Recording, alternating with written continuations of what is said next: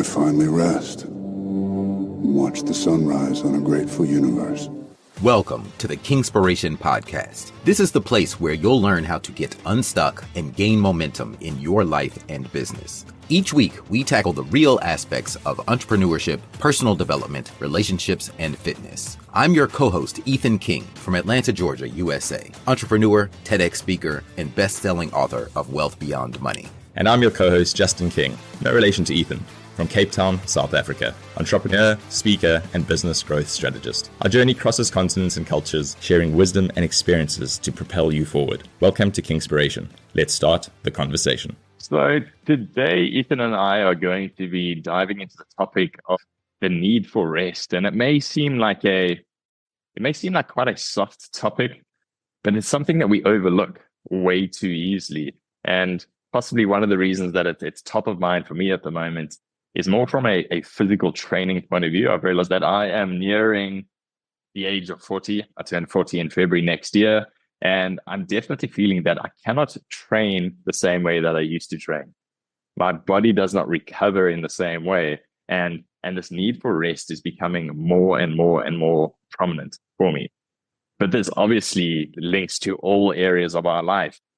But I find it easier to rest don't necessarily find it easier to rest, but I find it easier to be prompted to rest physically because my body is telling me you're tired. So my legs will say, you've run enough this week. You need to take a day off. I'm sore. Or my elbows will say, we don't need to go back and lift any more free weights because I am sore. So please, Justin, take a break. So it's easier to listen to that. But what I want to dive a little bit more into is the need for us to rejuvenate ourselves and be able to rest so that we're showing up mentally sharp, we're showing up emotionally rested for the people in our lives. And how do we make sure that we are doing that and we're giving it the attention that it deserves? Because as I say, it's far too easy to overlook it. Ethan, what are your first thoughts on the topic? Well, I can't wait to dive into this one because this is probably the area where I struggle the most when it comes to sleep and rest. I'm just always going. My mind is spinning. So this is definitely one area in life that I have not quite been able to nail down and perfect. But I do have some tips that have helped me, and I want to hear some of your tips as well. So let's jump right in. Yeah, amazing. So tip number one for me, and I've touched on it already, is just learning to identify the signs that you are needing rest. And that may sound silly. I'm speaking about signs outside of your body just being tired, outside of just feeling like I need some sleep. That's not always the first indication. So it may be things along the lines of not being able to be present when you are sitting down for dinner with your better half. Your mind is somewhere else. You are in a million places. That can be an indication, yes, that you're preoccupied with something else, but you're also just needing rest. And that rest may be not always sleep, but it may be quiet time to yourself. It may be time in nature. It is an opportunity to recharge. So how do you park what has been keeping you preoccupied enough so that you can be present for your better half? I heard a wonderful example of an individual who said he needed to have a transition period between coming home from work and spending time with his wife and kids. Part of that was just having some time for himself so that he could rest, but so much so that he would drive his car into the garage. He then had a door that went from his garage directly into his bedroom. The kids and his wife knew that they weren't to come and say hello to him when he came into the garage or went into his bedroom. He would go into his bedroom, he would have a shower, first take off his work clothes, have a shower, change into some casual clothes, his home clothes, take 5 minutes to himself to rest. And then he would go and say hello to his family. And he said just being able to do that meant that he could park his thought process, everything that was keeping him preoccupied from his workday, and transition into being rested to spend time with his family and then really be present.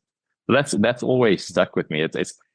Rest is not about having to go and sleep have a 12-hour night's sleep.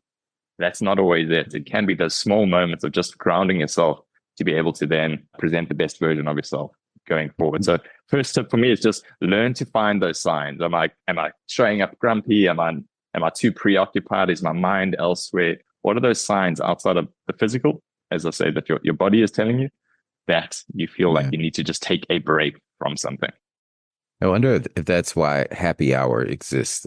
Like your story about the guy who has to transition from work to home. Yeah. Maybe bars were like, wait, you stop here and have some drinks first before you go home. And that's the happy hour in your day, right? Take the edge off. Take the edge off. Yeah, Yeah. that's funny. Quite possible. That's definitely a good one. You do have to pay attention to the signs, especially as we get older. You know, when I was younger, I would just push through any type of pain or, you know, tiredness, but you know, it could lead to an injury, and then that takes you out of the game for weeks and months, and that really sucks. So definitely pay attention to the signs when you need some rest. One hack that I'll use is a coffee nap. And so if you're the strategy where like you drink a cup of coffee or an energy drink immediately before taking a nap, and then by the time the caffeine gets into your system and you wake up from your 15 or 20-minute nap or meditation, then you'll feel super energized and clear. So I'll do that sometimes during the day. If I'm feeling foggy or, you know, mentally off and the words just aren't coming out right, say, oh, I need a coffee nap, and I'll take that strategy and it works. I like that. I have never heard of a coffee nap before, but I will take your word on that, and I'll definitely give it a bash. But that sounds, yeah, it's a power nap on steroid or on caffeine. Yeah. I like it. All right. Number 2, you have metrics. Use tech to measure specific numbers. So I'm a big fan of this. I think I was first introduced to wearable tech back in like 2013 when the Fitbit first came out. So I was very loyal to Fitbit for a long time, and it, you know, measured your steps and your sleep. Just measuring that stuff, I dropped 20 pounds pretty quickly, and that was kind of my first foray into the world of fitness, and you know what's now led to my Six Pack Dads program and stuff. But I'm always a big fan. You know, what you measure improves. So now I stopped wearing the Fitbit, but I use the Pedometer Plus app on my watch to measure my steps. The reason I'm mentioning steps is because I've found a correlation between steps and sleep. So the more active I am throughout the day, the easier it is for me to sleep at night because I've just physically exhausted my body. In particular, the earlier in the day that I do some intense exercise or get a bunch of steps in through running or walking, like if I do it first thing in the morning, then I actually sleep better at night than if I exercise like in the middle of the day. So I found that correlation, but that's through the technology. And then I recently I'm trying out the Ultra Human ring, which is very similar to the Aura ring. And I don't really like wearing rings or sleeping with rings on, but it does do a great job of also tracking your sleep. So I use 2 different apps between the Ultra Human app and another app called Sleep Cycle to measure my sleep. And then I compare the results, and then I can adjust my day accordingly. What about you? Amazing. Yeah, so I'm probably not as diligent as you are. So I've got no Aura ring or anything of that nature. I stick to good old Garmin. It measures my sleep cycles. I'm not as diligent as you are with regards to measuring my sleep cycles, but what I do use it for is, and I know there is the term active rest, but for my running, I'm very diligent about not pushing myself too hard. And I'm going to put that into the same box as rest for right now. So it's a case of doing a lot of the zone 2 cardio. So building your foundational cardio system. So being able to have a strong propensity to run far and long without going too fast. We want to be able to do that. So I diligently track my runs to make sure that, and for me, that's probably sitting at a heart rate of around 143 beats per minute.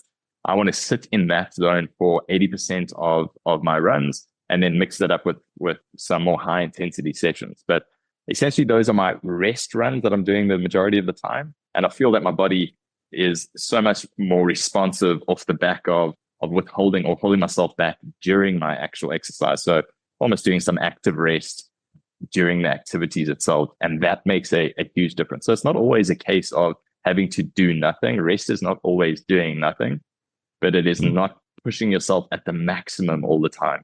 I definitely went through a stage with both weight training and running where I thought I have to run 10Ks and I have to run 10Ks as fast as I absolutely can. I couldn't understand why I didn't feel like I was ever getting fitter, or I could never run further until Mm. I scaled that back and did a lot of zone 2 cardio, built that cardio foundation and that cardiovascular foundation, and that changed my running altogether.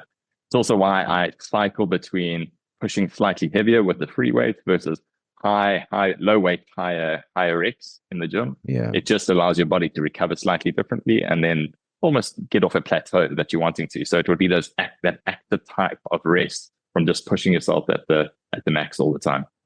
Yeah, 100% agree. Great philosophies and strategies. All right, so step 3. Oh, go ahead.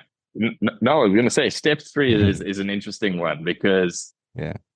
we got medication down, which I have never taken anything to sleep. Never. I've never taken a sleeping pill. So I never. So I'm really fascinated to hear no over the counter, no, not even like NyQuil, anything like that. Wow. Never. Unless going in for any procedures that I've had over the years, been for whatever, to hospital a couple of times. They may have given me something, but that would be more pain med than anything else. But other than that, I have never taken anything to sleep. Man, that is awesome, dude. Keep that up. I gotta say, I'm definitely not in that boat. And it's great. Like if you've never taken any type of sleep meds, please don't ever do it, because I think your body will develop the dependency. And by the way, this is not medical advice. We're just experience sharing on things that work for us and don't work for us. And me personally, I've gotten so bad at sleep that I think I've developed a dependency on every night I'll take something over the counter, some type of sleep aid, like an Advil PM or acetaminophen PM, or even like a sip of ZQuil or some melatonin. But I found that if it's very rarely, if I just go to sleep without taking anything, do I actually sleep well, because it's just been years and years. Now, I do try to stay away from prescription sleep meds. I'll only take those every once in a while, like usually only if I'm traveling, that it'll help me get over jet lag. I'll take an Ambien or prescription strength med. But man, for you to be completely medication free is awesome. And I would advise anyone out there, like, try natural sleep remedies first before popping any pills, because it probably have long-term effects that I don't know about yet. Do you think the dependency, I'm really curious about this, do you think the dependency is a physical dependency or a mental dependency? I'm going to liken it to taking a pre-workout for gym. If you take a pre-workout, if that's become a habit, when you go to gym and you don't have a pre-workout, that's on your mind. It's like, this is going to be a shit workout, haven't had a pre-workout, might as well not train. And that just goes to side. Physically, you could still quite comfortably have a really good session. So do you think it's similar to that? So now we're talking about the placebo effect, right? And is it the placebo effect? 100%. And do we? My thinking with the placebo effect is whether it works or not. Even if it's placebo, if it works, do it. And if it doesn't, because I don't know. I don't know if it's placebo or not, because when I lay down and I haven't taken meds, or sometimes when I lay down and I will have forgotten to take my sleeping aids, and I'll just be laying there awake, like, why can't I sleep? Why can't I sleep? And then I'll remember, oh, I didn't take anything tonight, and then take it. But yeah, that's always the thing. I think even with pre-workout, now I've noticed other effects of pre-workout. I don't know if you do. It's kind of a tangent, but like, it makes me go to the bathroom. If you take the right pre-workout, it kind of flushes out your system. So that's how I know the pre-workout is working well, and I kind of feel that tingle and that that itchiness, and I'm like, oh, okay, it's time to hit the weights hard right now. Like, this is that moment. So I do think there's science to it, but yeah, there may be a bit of a mental dependency and kind of tricking your mind. Okay, but all in all, do not, if you can avoid, let's stay away from taking any medication. I will say, so I am very fortunate and touch wood that I really don't have a problem sleeping, and generally don't have a problem falling asleep. But it does get me into trouble sometimes with my partner if we've had a bit of an argument or something like that later in the afternoon or evening. I'll be in trouble the next day, which she'll be like, I can't believe we went to bed and you just fell asleep so easily. So it sometimes it gets me into a little bit of trouble, but all in all, Yeah. I'll take the ability. I'll take the ability to sleep. That The is one thing that definitely a you superpower. Yeah, the one thing that you did Yeah. say, Ethan, because sleep is an interesting one, is it's not always a case of, so a lot of times people think I've fallen asleep and I've slept the whole night, I'm rested. But it's also quality. You mentioned quality of sleep. And then also falling Huge. asleep is one thing, but staying asleep. And if you wake up in the early hours and then you can't get back to bed, that's really a problem as well. So Yeah. measuring your sleep as well as you have you noticed the quality of sleep improving around certain, or are there any habits that correlate to the quality of sleep for you as well? Yeah, and these apps all show you your levels of sleep depth throughout the night. And, we go through the circadian rhythms because when we sleep, we kind of sleep in waves of deep sleep to light sleep, deep sleep to light sleep, without getting too scientific and talking about REM sleep and all of that in there. But it tells you your sleep quality and not just your duration. And one thing I do want to hit on while we're talking about medication is a lot of it is probably because I intake so much caffeine throughout my day that I'm sure that affects how I am at the end of the night. And I love the feeling of caffeine, the clarity. I mean, I drink multiple cups of coffee. I take the thermogenic, the fat burner pills that have caffeine in them. Then I'll drink a Coke later in the day. And it's like I drink an insane amount of caffeine earlier in the day, but that's probably what causes me to need some type of sleep aid at night. So I look forward to retirement, which we're going to talk about at some point soon, because then I probably won't take anything, like no coffee in the morning, no caffeine, you just wake up and then go to sleep at night with no Yeah, need for any type of sleep aids. 100%. All right. So then the fourth point that we wanted to touch on is just this concept of finding something to relax us versus things that just distract us. And you summed it up in a wonderful way. You said it's all about closing the mental loop for the day is another way to make sure that mentally we can switch off, which is ultimately going to impact our sleep as well. But just on the relax versus distract, what a lot of people do will think that I am resting or I'm relaxing by slumping down in front of the TV and watching 3 hours of Netflix back to back.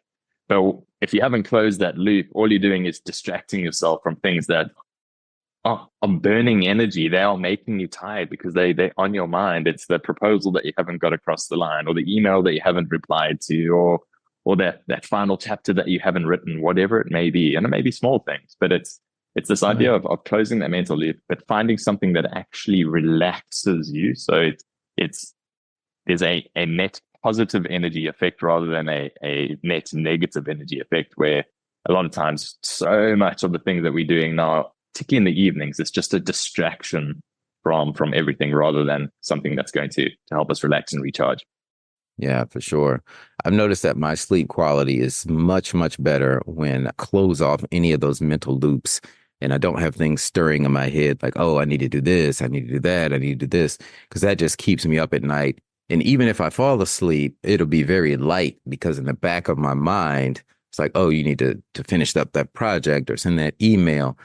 I found with me, it's deadlines. When I have deadline oriented things coming up, like I'm working on a new book right now that I need to get to the publisher, or if I'm working on a big talk presentation and it's something that I can't finish in maybe like one day, a project that spans multiple days, sometimes my sleep quality will be very poor because I want to get it done and kind of close that chapter, and then it's not keeping me up.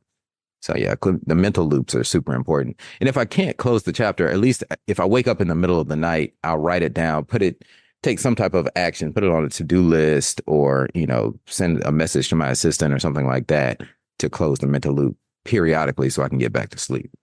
I think that is huge, and that's a great hack to share in itself. Is a pen and notepad next to your bed at night, because that happens to me. And if I don't have something next to the bed, I'll have 3 or 4, 5 thoughts coming, particularly in the early hours of the morning. These things will come up around, okay, what I still need to get done, or what's on the go today. And if I don't have something to write those down on, I really do struggle then to get back to sleep, and it really does impact how rested I feel the next day. And the anxiety levels with which I wake up, which would be another discussion altogether. But very often those two go hand in hand. If you're lying there and you're feeling like you cannot sleep, I'll get into a state of thinking, I'm going to be so tired tomorrow. How am I going to be able to perform at my best? And it becomes this flywheel of anxious energy that I just don't want to wake up with. Yeah, for sure. And sometimes I'll just get up in the middle of the night. Like if I can't sleep, I'll just get up and start working or trying to do whatever it is that's keeping me up. It's like, let me just go ahead and write the email. Let me go ahead and finish this chapter, whatever it is, because I'd rather be doing that than just laying there awake and being unproductive if I'm going to be awake anyway. And I found that if I at least just put on like my blue blocker glasses and do what I need to do, then I'll fall asleep a lot easier because it's giving my brain some relief. Amazing.